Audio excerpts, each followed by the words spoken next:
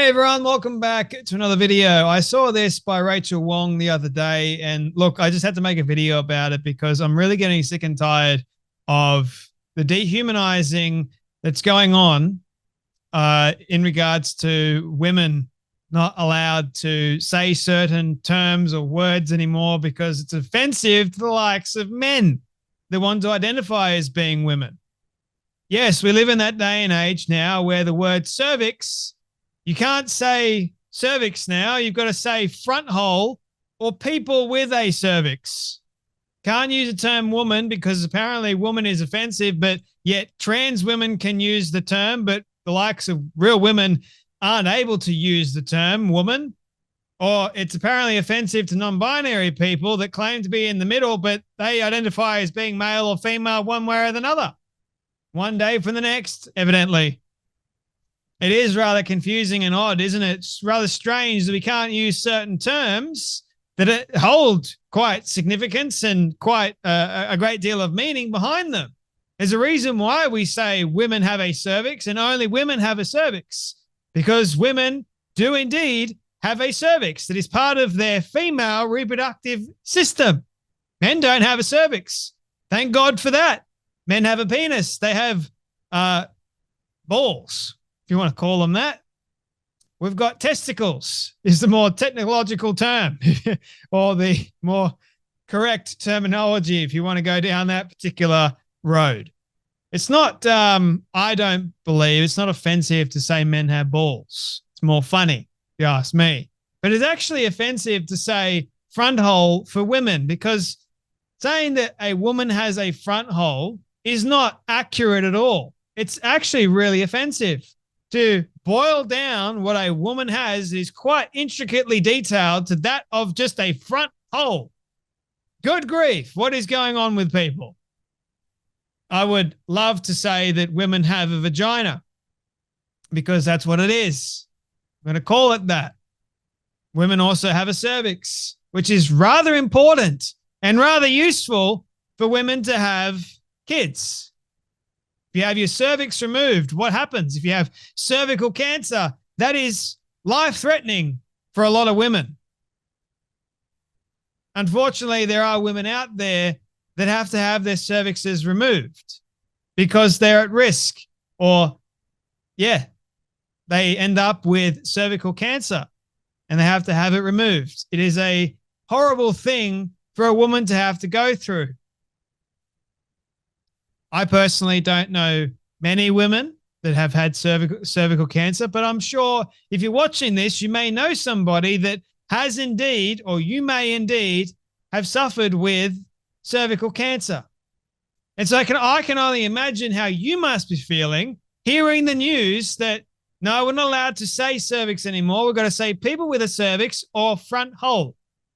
Now, the reason why I'm making this video is several reasons, but the first reason is, imagine being the government of Australia and you are going to grant $3.3 million in government funding for cervical cancer awareness to an organization that uses dehumanizing and offensive terms like people with a cervix and front hole. Oh, wait, Australian Labor just did to Acon Health. Acon already receives millions of dollars in funding annually to embed gender ideology throughout Australian institutions, including health, sport, education, government, media, and across the private sector, which it has done very successfully. But of course, the Australian government, the Albanese government, is going to give them more and more money to make offensive remarks and offensive statements to the likes of real women everywhere, because apparently it's too offensive to say woman anymore or cervix to men that identify as being the likes of women. So men that identify as being women, they get offended at real women being called women. So these organizations, they pander to the likes of these men that identify as being women and say, you're right and the real woman's wrong. Imagine living in a world like that, right? Last year alone, it received $13,782,740 from New South Wales Health, $861,132 from local health districts, and $3,267,292 in other grants. Imagine being that organization, for goodness sake. You're making it rich off the plight of real women everywhere. You don't care because you're striking it rich. The New South Wales and the actual government is giving you a lot of money. ACON's Director of Community Health is none other than Teddy Cook, a woman identifying as a man who was recently exposed for posting about bondage parties, trans orgies, and bestiality, among other things. There you have it. I was going to make a video about that, but I thought otherwise because it is rather horrific and graphic.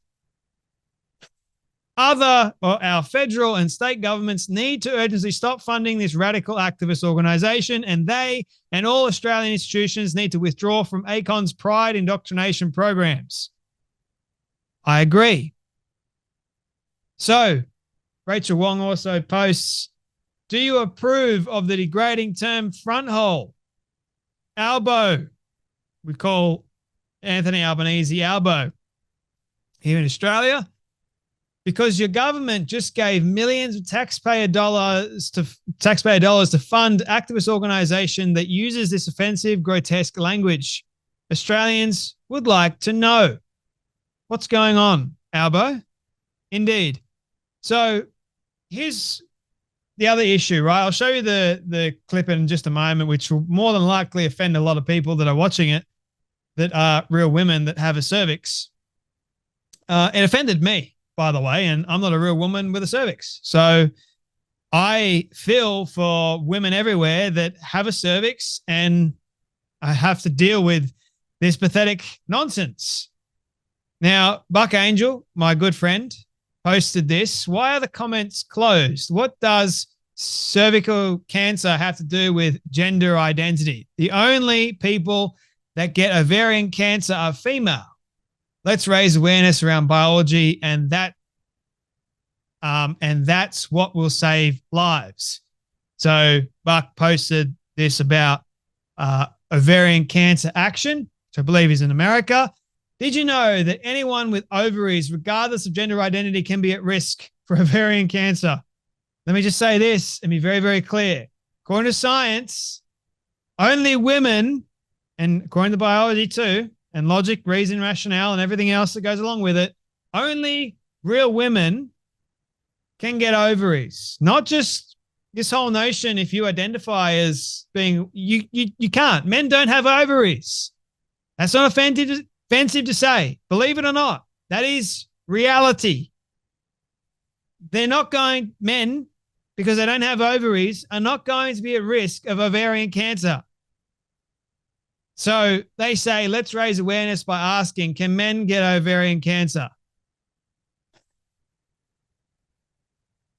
I honestly cannot believe we live in this day and age where you're having to ask the dumbest question around, hey, can men get ovarian cancer? You for real? The answer is clearly no. They put it into Google. Anyone with ovaries. Only women have ovaries, mate, just so you know. Regardless of gender identity, can be at risk of ovarian cancer. Additionally, all genders can carry a BRCA gene fault or Lynch syndrome, which would potentially mean their children would be at higher risk of ovarian. What the hell? Oh, boy, oh, boy, oh, boy. It's like men saying that they can get pregnant and have periods, for goodness sake, which they can't. Then you're definitely living in Delulu land. Kelly J. Keane says, no, men cannot get ovarian cancer. Gender identity doesn't get ovarian cancer. Women's bodies do. Did you know that anyone with funding can lose their funding? That erasing women will bite you in the ovary. I love Kelly J. Keane. She's amazing. You damage revenue with this. I'd never give you a penny. Neither would I. And, well, her post got 7.5K likes and a lot of people looked at it, including me. And hopefully I'm getting her more exposure. So here is the video that Rachel Wong was referring to the Australian government funded $3.3 million into to offend the likes of real women everywhere. Less is more. Good news for cervixes. Good news for everyone who has a cervix. Everybody with a cervix needs to know about the new cervical screening test. Everybody. HPV is the most common STI in the world. It's passed on through sexual contact of any kind. Vaginal, front hole sex, anal, oral, fingering, fisting, sharing toys, all the fun stuff. The doctor or nurse will insert the closed speculum gently into your vagina or front hole. Your doctor or nurse will give you a small swab like this one and tell you how to collect a sample from your vagina. Only women have a cervix. Get it right.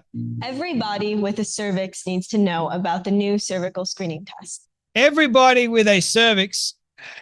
This terminology is giving me a headache. You're a woman.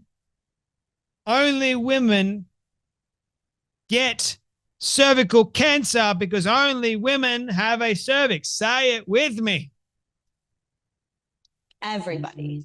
HPV is Not everybody. Only women. the most common STI in the world. It's passed on through sexual contact of any kind. Vaginal, front hole sex, anal, oral, fingering. Front hole sex. I'm done. These people,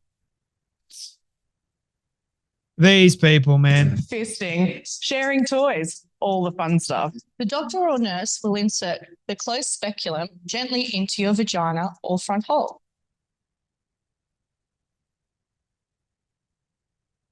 Your doctor or nurse will give you a small swab like this one and tell you how to collect a sample from your vagina.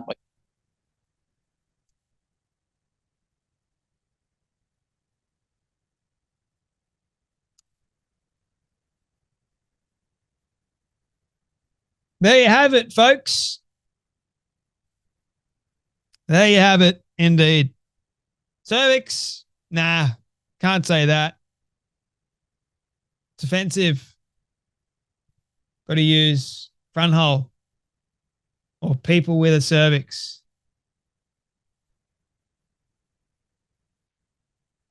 (2024), the year where people just went mad.